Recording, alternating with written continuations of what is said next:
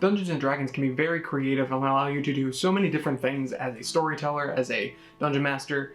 Just the creativity that's allowed through Dungeons & Dragons is so vast. But at some point, you should probably throw a dragon or a dungeon in there. I mean, it's in the name. So in this video, I'm just going to go over some of the tips I have for how to make a dungeon interesting. Not in the sense of what rooms to do, what mechanics need to be implemented, how the party should go about into the dungeon. Instead, I want to talk about how to make the dungeon lore interesting. So why focus on the lore? Well, I found that despite focusing on things like monsters and traps and various other parts of the dungeon, most players don't seem to care that much. If you just tell them to go to a random dungeon and kill everything, well, that's all they're going to do. But if you can tie the dungeon into a part of your world, if you can tie it into a player's backstory, something that makes the players really engage with the dungeon, it's going to be much more memorable. I remember creating a dungeon-esque temple for one of my campaigns, and as the party went through that, one of the players did lose their character. But they enjoyed that atmosphere, that setting, the world building behind that so much that their next character wanted to be based on top of that. And it was really fun to come up with a way to have this ancient character who was part of a long gone civilization show up magically in this dungeon. It was cool to be able to explore that with them. But if the dungeon was never interesting in the first place, that player probably wouldn't have ever come up with that idea. So let's just go over 3 simple questions that help guide me when I'm creating lore for my dungeons. The first question is, why is the dungeon here? Not just geographically of like why the dungeon's in that specific location, though that can play a factor into it.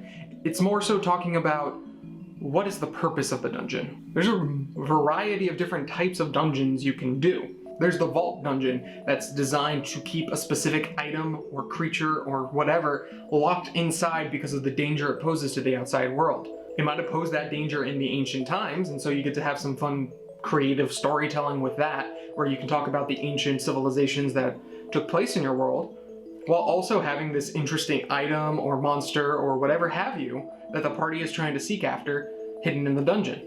So when the dungeon starts to become more dangerous, it has all these monsters and ghouls, it starts to become understandable. Oh, these monsters are here maybe to protect the item. Oh, these traps are designed because no one wants people to get the thing. You can also have what I like to refer to as unintentional dungeons. These are things like ancient buildings, temples, whatever have you, that have somehow became into a dungeon. So as your players are exploring it, they can see, oh, this used to be a temple to a lost god. Oh, this used to be a building where ancient dwarves used to carve magic items. Again, these kind of buildings get to play into your world building, and you get to bring out some interesting aspects that your players probably wouldn't seek out on their own. You can also have dungeons that are like a secret hideout. That's basically what Dungeon of the Mad Mage is. Alistair Blackcloak created this dungeon so he could do his experiments and just set them free. So the party has to either kill Alistair, retrieve a magic item that he owns, whatever it is, but his creation's all over the place. He has traps because he doesn't want people bothering him. There's so many other things that make sense for the dungeon atmosphere, despite the fact that it's more just like a secret base. Whatever you end up going with, just if you come up with that reason as to what the dungeon is designed for, that'll help guide you through the next steps of creating your dungeon. So the next question I will then ask is, what happened to the dungeon? If it's an ancient building, more than likely something had to happen to it to make it more deadly and more serious, or else other people would be going there. Perhaps if it's a hideout, it could be a long forgotten hideout where the Mad Mage no longer exists, but his creations run rampant still. In the example of the dungeon I talked about earlier, it was a temple that, when a bunch of tectonic plates shifted and moved, became dislodged in this crevice. That building specifically, that temple, was designed to create ancient ruins. So I just thought, okay, how can I make trap-like rooms without affecting the geography of the dungeon? So I had like a potion room that, due to the shifting of the building, caused a bunch of chemicals to leak together, and suddenly there's just oozes that are just constantly being formed. There's acid spewing from parts of the roof. In another section, there was this bodyguard golem that would just normally take care of unwanted visitors, but because everyone's considered unwanted, now it's a threat. In the case of a vault-like dungeon, perhaps there's the magic item itself that it's protecting has slowly taken over parts of the dungeon. Where there used to be magical warnings trying to stop you from entering, now it just kills people instantly. By figuring out what has happened to the dungeon in the years leading up to your party going there, that can help give you ideas as to what cool and unique traps and monsters and whatever else you want to put in there. And the final thing, and honestly the most important thing, it's the thing that's going to make your party want to go there in the first place. It's the question of, why does the party even want to go there? You can just tell them to go to a dungeon, and sometimes they'll go and they'll be like, cool, we get to fight some things, maybe get some loot. But they're not going to remember that. But if you tell them instead, hey, there's this temple that is a vault holding an ancient magic item, and your arch nemesis is trying to get that magic item. There you go, stakes raised. Now not only do they have to fight the traps and the monsters that are already inside the temple, now they have to find and catch up to the villain.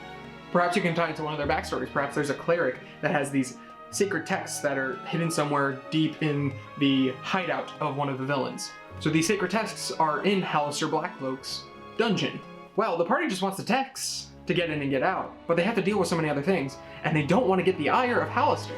So now it's this fun tension of, well, we gotta get these things, we don't want to die, but if we cause too much damage, then we become problems for Hallister, and now suddenly he might be the next villain.